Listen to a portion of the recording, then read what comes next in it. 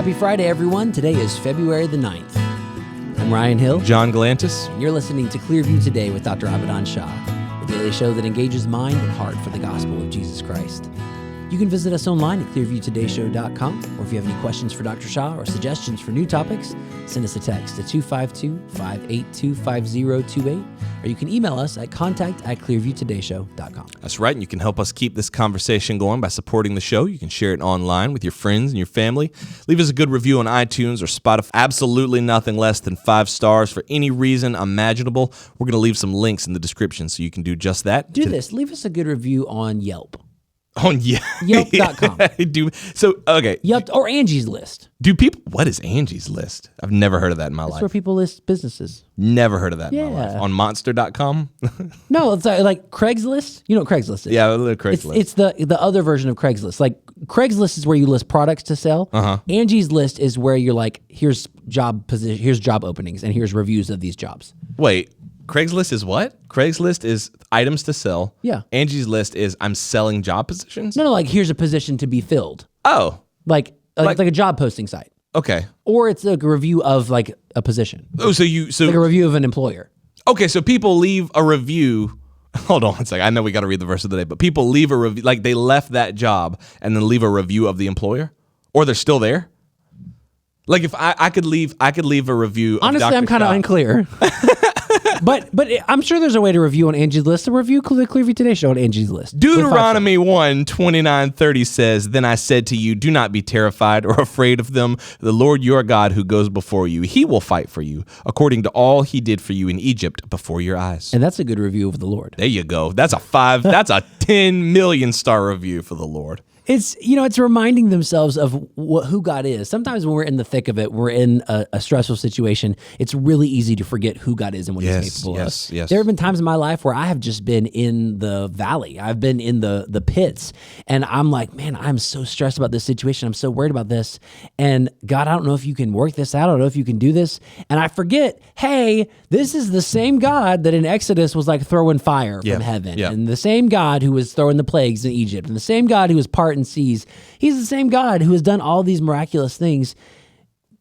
Why would he not be able to work in this situation? Right. We sing stuff like "Great is thy faithfulness, O God, my Father," and we sing that song that we at Clearview we do the pairing of that hymn with "You Hold It All Together," Maverick City. And so that's one of the things that that I like to say sometimes before we start worshiping is that this is not a question. Like, God, are you going to be faithful to us? Yeah. It's saying, God, great is your faithfulness. It's there. It exists. Not only is it there, but I see it. Yep. I affirm it. And a lot of times in our prayers, we do take that mentality. God, I'm going through this. Are you going to be faithful to me? I think you will, but I just need to know. I need some confirmation that you're going to be faithful here. And I love that hymn and that song because it's such, like I said, an affirmation. God, you are faithful. I've seen you move in the past. I've seen you move mountains for me. I've seen you work miracles for me. Not just I've read about it in the Bible. I've seen it happen in my life. Yeah. And therefore, I know you're faithful. Yeah. I will cause myself to remember. That's right. Cause my mind and my heart to remember. That's right. Well, it is Friday. And, Friday, I got some people texting the show that said yesterday was Thursday. Rebecca Black style, they're telling us the days of the week, right? Friday. It's Friday. We didn't do advice no one needed. We didn't. You're right. People, they were upset. They needed their advice. They were cantankerous. Even though it's advice no one needed, clearly people did need it. And y'all, we talked about the Psalms yesterday, so why are y'all even like, I like that Psalm stuff you're doing, but can I have advice no one needed? Yeah, can y'all work on a heart of worship, please? Buddy boy, I'm going to give you some advice right here. Treat Friday.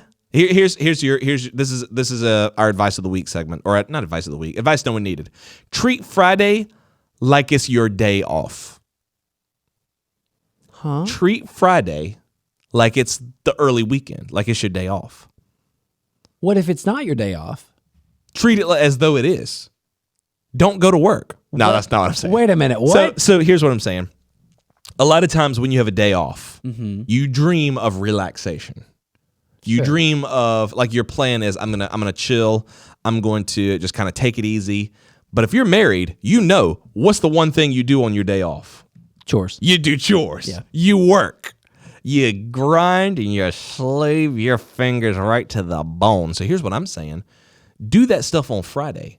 Now you don't have to dread Saturday because all that stuff is done. So I'm saying let Friday treat it as though it's your day off. means Okay. All means right. go home and like, okay, so first and foremost, when you're at work, hey, it's Friday. Cool. We got a heart of praise because I'm praising the Lord because it's Friday. Now it's time for the weekend. But then when you go home, go ahead and do all those chores. Don't go home and crash on Friday night. Okay. All Because right. now your Saturday is going to be full of chores. You don't want that. You're going to be out in the yard, sweating or freezing, depending on what time of the year it is. So I say let Friday be your mop-up day. At Clearview, Friday is kind of our mop-up day. We don't record the show. Now, this is sort of a peek behind the curtain, but we don't record the show on Friday. True. You know? Yeah. We get all that done early in the week. You're listening on Friday, but we already recorded this. This is me in the past talking to you in the future. This is me in the past. Time travel, baby. So I guess what I'm saying is Friday is our mop-up day. We go through and say, all right, the weekend is coming. What do we got to do? Yeah. And we get all that stuff done. So guess what? Saturday, I'm snoozing, baby. I'm not recording on Saturday. I'm not recording on Saturday. I'm not worried about ProPresenter. I'm not worried about any of that scripture getting in there because guess what? It's already done. It's been done. We get to enjoy our Saturday because Friday was our day off. Okay, I It's like sort that. of ironic. I'll buy into that. Yeah, yeah, absolutely. yeah. The You said treat Friday like your day off, and I was like, I don't know where you're going with this. Meaning enjoy But I'm it. with you. Yeah. Yeah, enjoy it. Celebrate Friday, but also be like, I'm going to get this stuff done so I can also celebrate Saturday. I can truly have a day off on my day off. Yeah. All right. I like it. Yeah. I like it. Or you can take it literal and just don't go to work on Friday. Maybe don't do that one. Yeah. Maybe we don't advise people to like lay out of work. It's truancy. No, I don't think that's what it is. Or don't go to school on Friday. No, definitely go to school on Friday. All right. Write in and let us know what your plan for Fridays is. What do your Fridays look like? Do you bust stuff out so you can enjoy the weekend? Or do you just use Friday night to relax and then you have all that stuff piled up for Saturday? Some people like some people like doing household chores on Saturday. That's fine. I don't. But some people like that. Yeah. Write in and let us know your Friday, 252-582-5028, or you can visit us online at clearviewtodayshow.com. Don't forget to head over to mightymuscadine.com, the sponsors of today's episode. Check out their line of products. Use the promo code TODAY, TODAY, when you check out. It's going to get you a discount, and a portion of that proceed is going to support your favorite podcast, The Clearview Today Show. That's right. We'll be back after this. Hey everyone, my name's Ellie, And I'm David. and we want to take a minute and let you know how we can actually serve you as you're listening to Clearview Today. The Bible paints an extraordinary picture of who we are as a church body. The mission of Clearview Church is to lead all people into a life-changing, ever-growing relationship with Jesus Christ. A huge part of leading people is praying for them. A big reason that Christians have unanswered prayers in their life is because they're not praying. You know, 1 John 5:15 says, "And if we know that he hears us, whatever we ask, we know that we have the petitions that we have asked of him." If you're listening to the Clearview Today Show, we want to know how we can pray for you as well. There's a number of ways that you can get in touch with us at Clearview and share your prayer request, but the best way is by texting us at 252-582-5028. You can also send us an email at prayer@clearviewbc.org, or you can download the Clearview app on iTunes or Google Play. You know, on that app, there's a dedicated prayer wall that helps us to get to know what's going on in your life, how we can pray for you, and how we can take any necessary steps to get you moving in the right direction. Thanks for listening. Now let's get back to the show.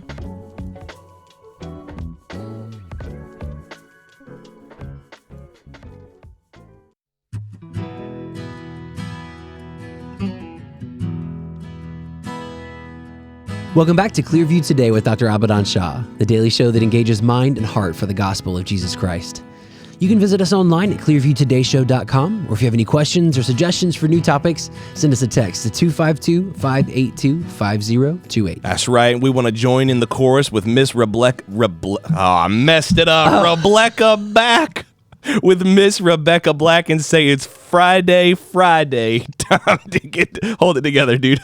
Rebecca back. Time to get down on Friday. You are here in the Clearview Today studio. Who's Rebecca Black? Don't you remember that song? It was like from It was 2013. YouTube pop star had It's that one hit. Friday. It was just Gotta so get down on cringy and terrible. Friday. You don't remember that? No. It was like in 2012. But her 2010? name was definitely Rebecca and not Rebecca Rebecca. Black was her name. So she was like 13. Her parents paid for some studio time. She came Yeah. out with this bop hit called Friday, and boy howdy, people tore her up. Yeah. It was not. To be fair, the internet was kind of mean. That was a 13-year-old. Yeah, the internet girl. was kind of mean. It was a very cringy song.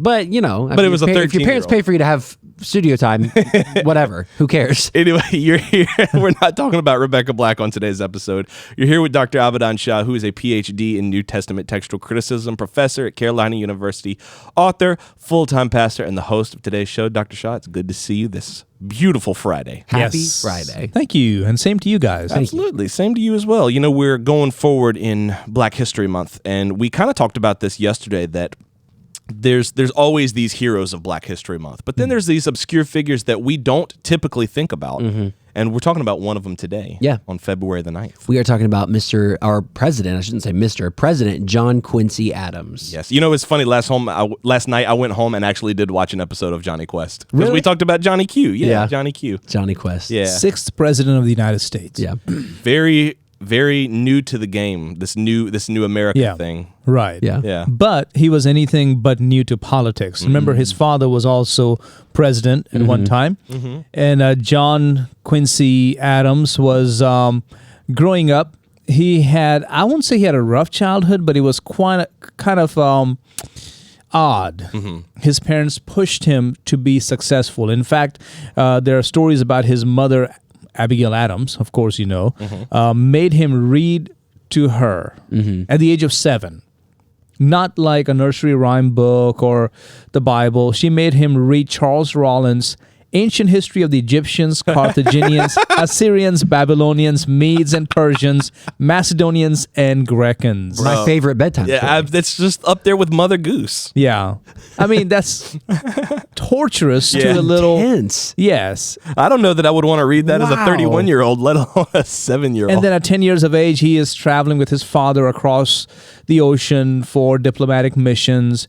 And then more things happened where, they just controlled his life. I didn't know Quincy that. Adams. John Yeah, they Quincy controlled his life. He graduated from Harvard very early, and he was appointed by President Washington as the American minister to the Netherlands at just 26 years of age. Wow. Yeah, I know this is a new nation, but still, 26 years of age. Yeah, that's young. Yeah. That's young.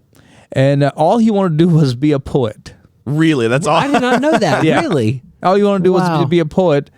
And his parents were like, I don't think so. No.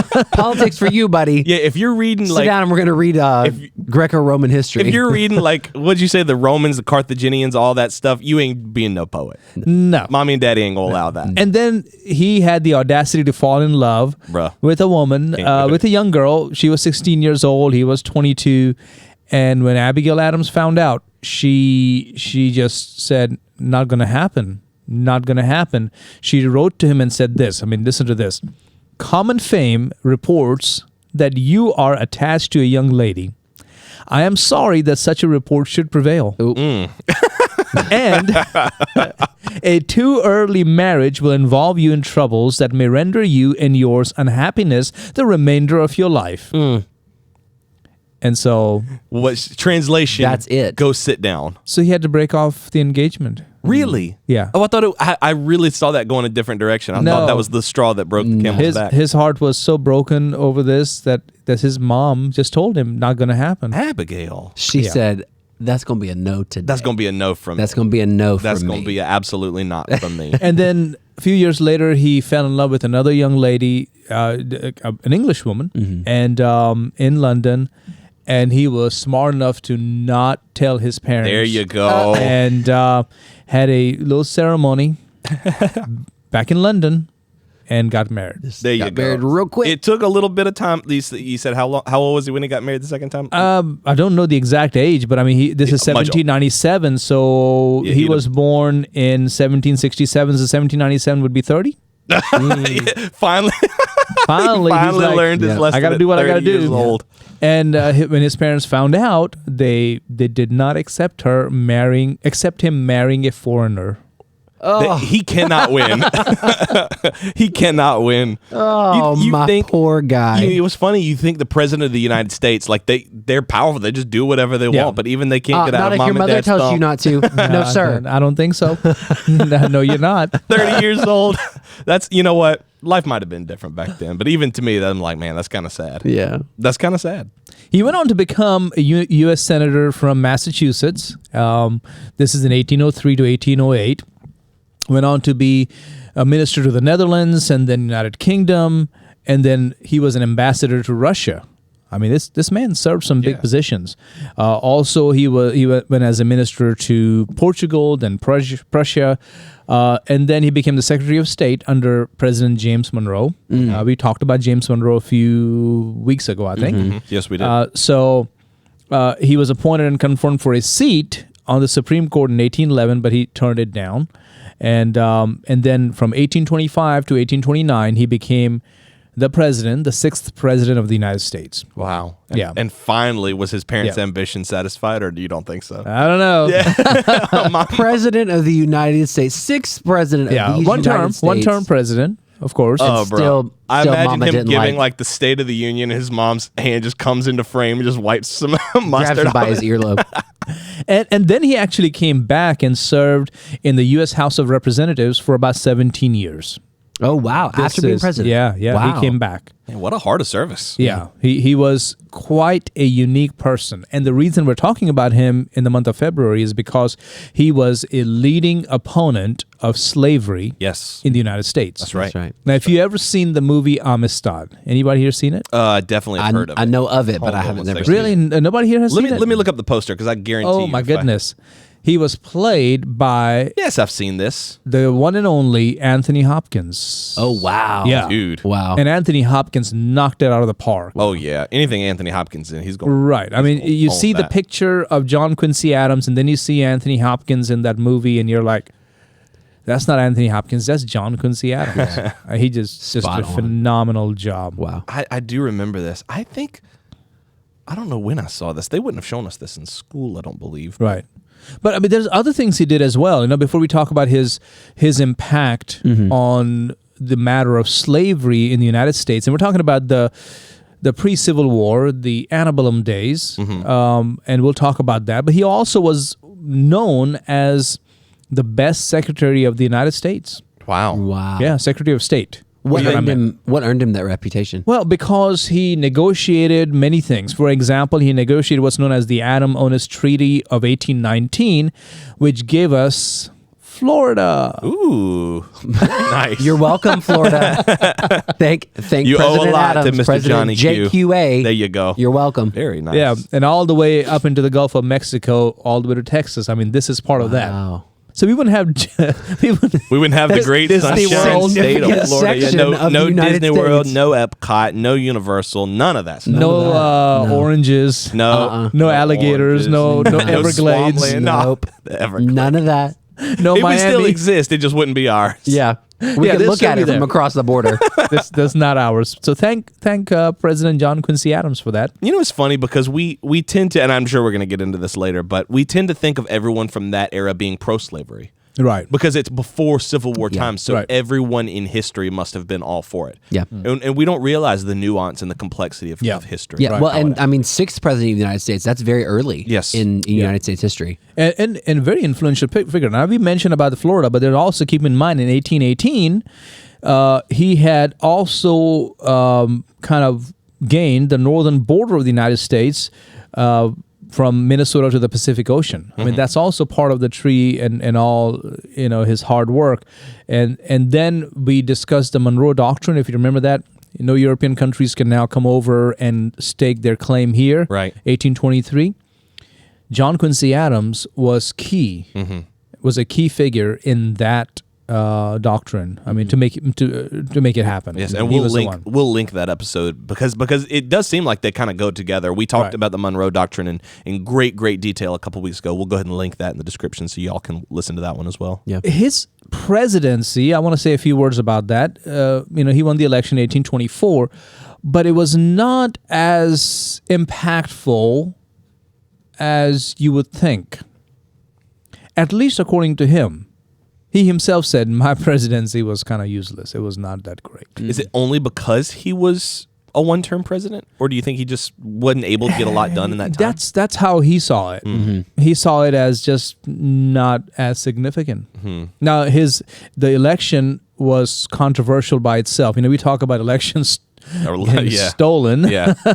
Well, he would have said, well, I don't know, maybe it got stolen, I don't know.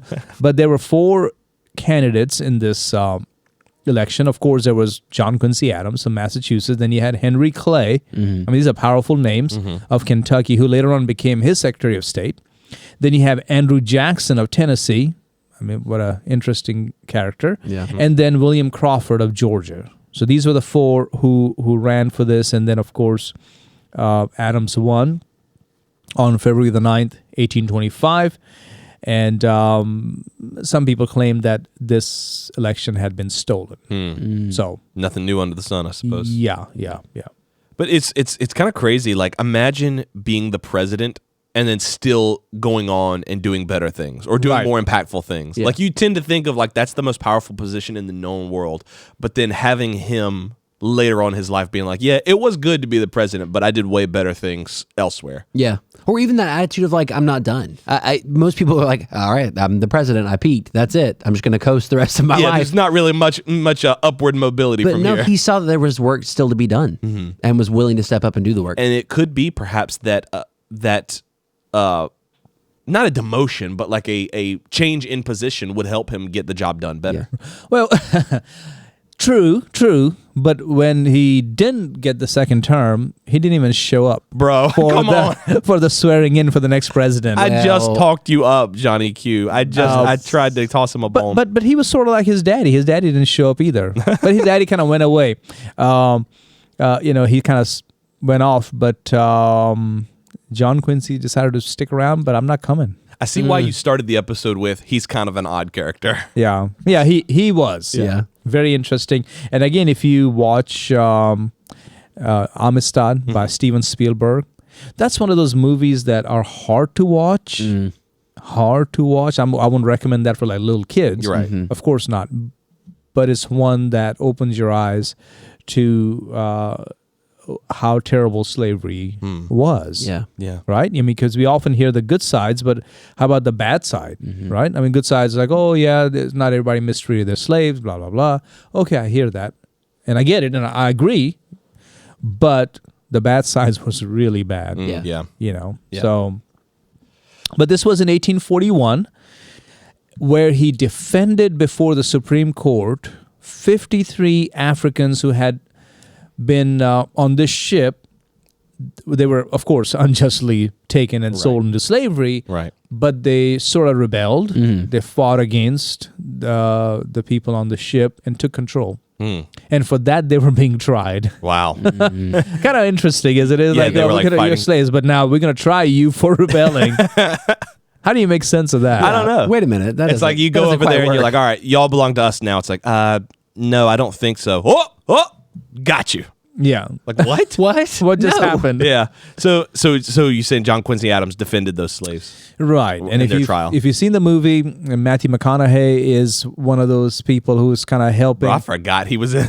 He is in that movie. All right, And all that right. African, yeah, that's right. And there's an African actor, I forgot his name now, but he's pretty famous now, but he got his start in that movie. Anybody remember the name of the? I can find out. Yeah, he was. What character did he play? Do you remember? He played the main character. Oh, okay. On Amistad. Hang on, he I was can one of the main actors. That would be. Yeah. Let me tell you real quick. What's his name? Oh. What do we use? Jaimin the Hansu. microphone. Jaimin for Hansu? that. Jaimin Hansu. The microphone He ready. Korath, the pursuer in MCU. Oh, okay. Yeah. Oh. Jaimin Hansu. Yeah. So it was Morgan Freeman, Nigel Hawthorne, Anthony Hopkins, and then Sit again? Jaimin Hansu. Jaimin Hansu. He's the guy that Star-Lord is trying Yeah. to. Yeah. Yeah, Okay. same guy. I didn't realize that was him. Really good actor, and I think that was his first start Wow. in the West. Stellan Skarsgård is in that yeah. too. Oh my goodness, that's a knockout cast. Yeah, it was intense. Yeah. Nicole watched it with me, and she's like, "I can't watch that again. I cannot watch that again."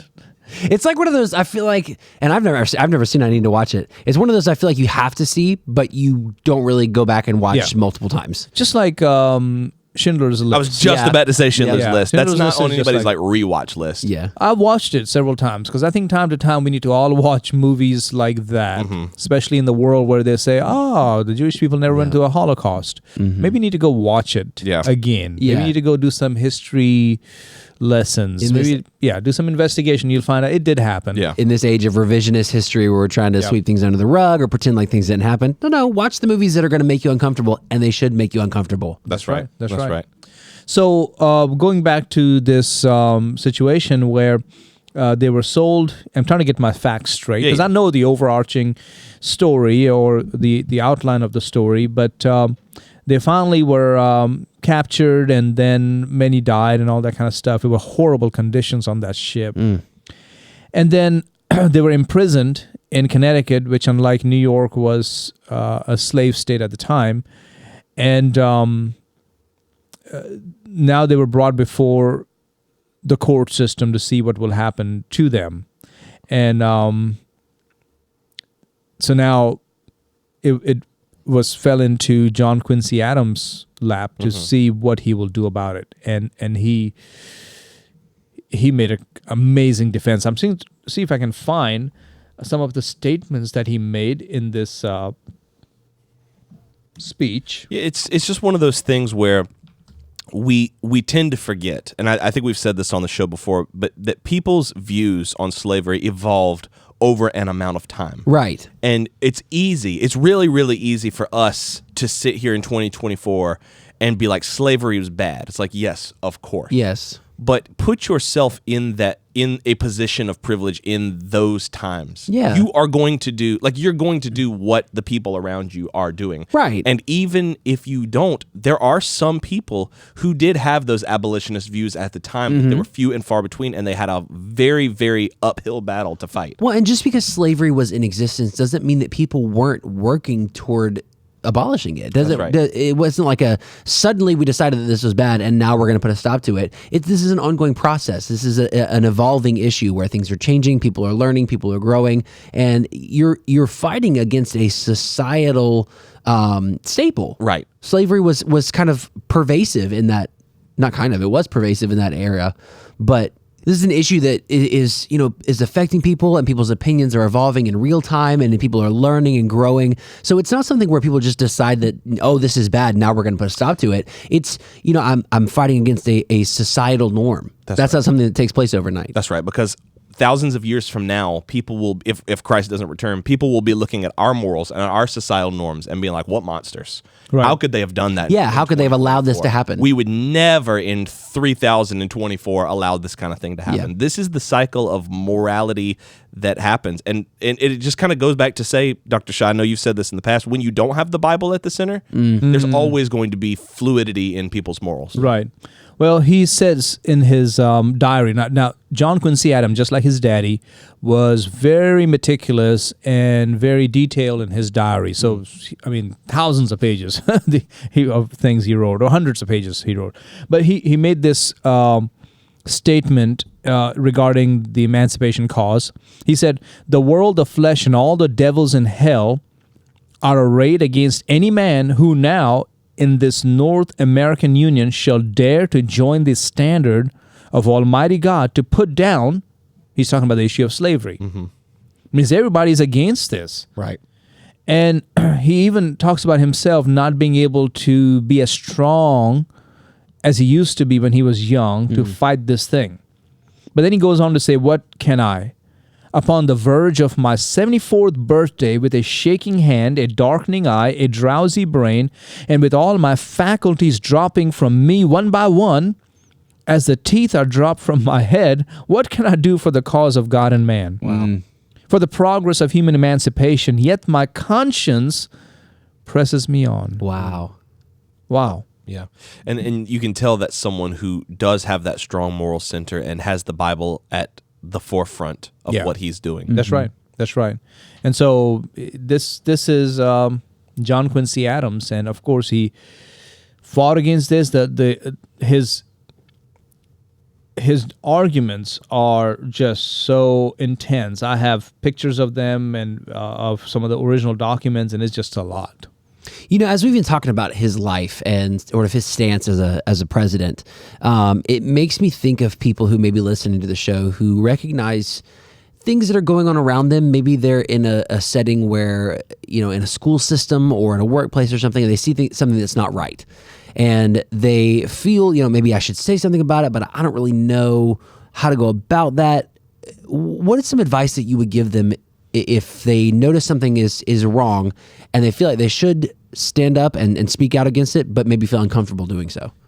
Here, you can never go wrong standing up for the truth. That's true. Now, I'm not saying wrong will not happen to you.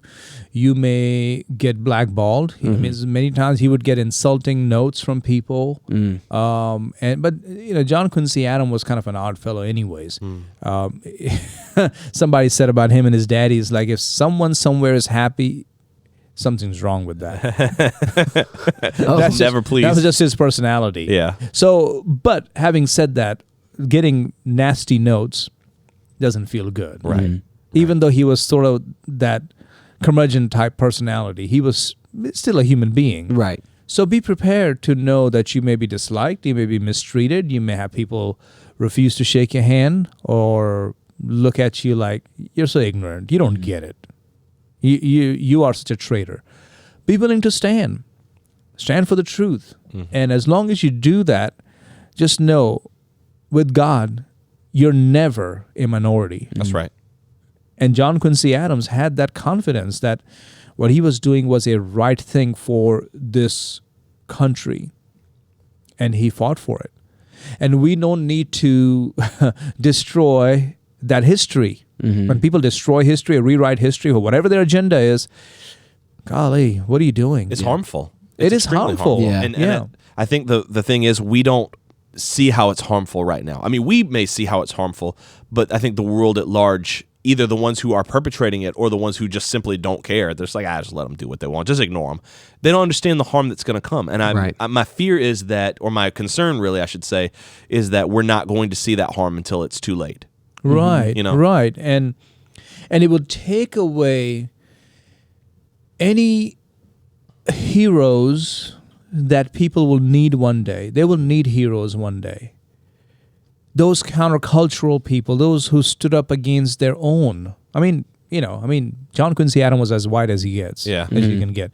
And yet he stood up against many who at the time were saying, why are you doing this? Yeah. Why are you doing this? This should not be your legacy. Yeah. And he stood up against that. So if we erase such names and peoples from history, then who will people look to one day? Yeah. Because they will think, man, all my people always opposed, always stood for slavery, or were supportive of slavery. Yeah. Because there's no one there. Yeah. But when you bring up names like this, and no, that's not true. There's a John Quincy Adams. There's an Abraham Lincoln. There's so many others.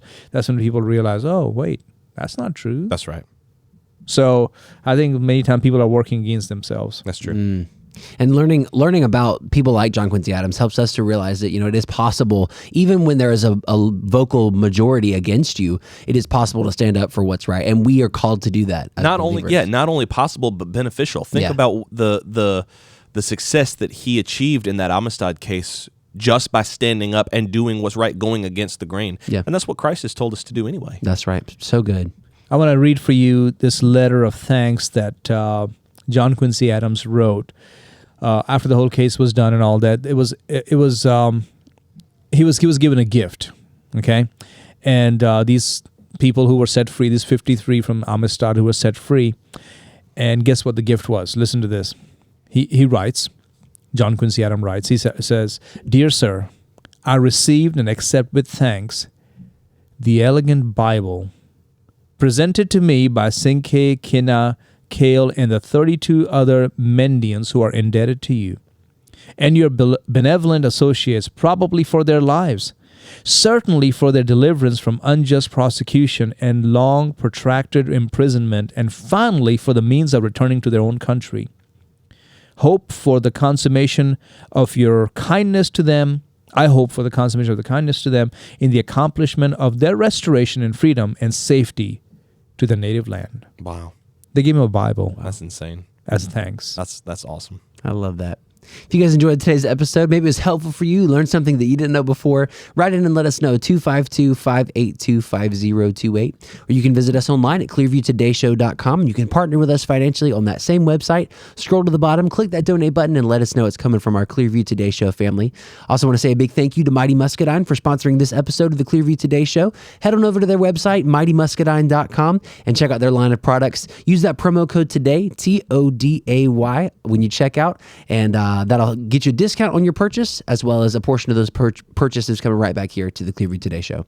John, what thoughts you want to leave our listeners with this week? Valentine's Day is coming up next week, fellas, and lady fellas as well, so make sure you are here listening to the Clearview Today Show. We're going to help you out. We're going to be talking about love. We're going to be doing a very special episode on Valentine's Day itself. I think next week we're also celebrating Abraham Lincoln's birthday. Lots of great things coming up on the Clearview Today Show next week. It's a big, big week. Stay tuned, and we'll be here when you get back. That's right. I also want to encourage you guys, if you don't have a church family, find one to worship with this weekend. So important that we are involved in God's family, worshiping alongside God's people this weekend on Saturday or Sunday, whichever service time works best for you. Love you guys. We'll see you Monday on Clearview Today.